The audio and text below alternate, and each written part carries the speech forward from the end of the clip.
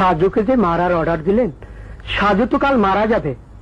আমি স্যার এই রাজনীতিটা ঠিক বুঝলাম না। রাজনীতিটা বুঝলে না? জি না স্যার। না বোঝার কারণ? স্যার, এবং একজন ভালো লোক, সে চাঁদাবাজ না, সে সন্ত্রাসী না। আগামী নির্বাচনে সে আমাদের দল থেকে না দাঁড়িয়ে স্বতন্ত্র নির্বাচন করলেও সে পাশ করবে। সাজু কি আমার লোক? জি না, সাজু আপনাকে পছন্দ করে না, কারণ আপনি সন্ত্রাসীদের লালন করেন। জি। ওটা দল চালাতে প্রয়োজন হয়। সাজুর জনপ্রিয়তা যেভাবে বাড়ছে তাতে সে একদিন আমারও প্রতিদ্বন্দ্বী হতে পারে। সিটি কর্পোরেশনের নির্বাচনে আমার নিজস্ব 20 জন কমিশনার নির্বাচিত না হলে ঢাকা শহরে আমার রাজনীতি থাকবে না।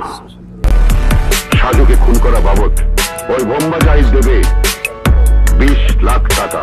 স্যার, জাহিদ কেন টাকা দেবে? কারণ সে সাজুর সিটে কমিশনার হতে চায়।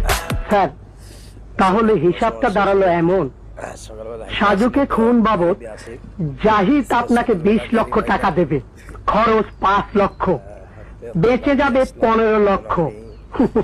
মানুষ খুন করিও আপনাদের লাভ। এটাও আপনাদের রাজনীতির একটা ভালো ব্যবসা।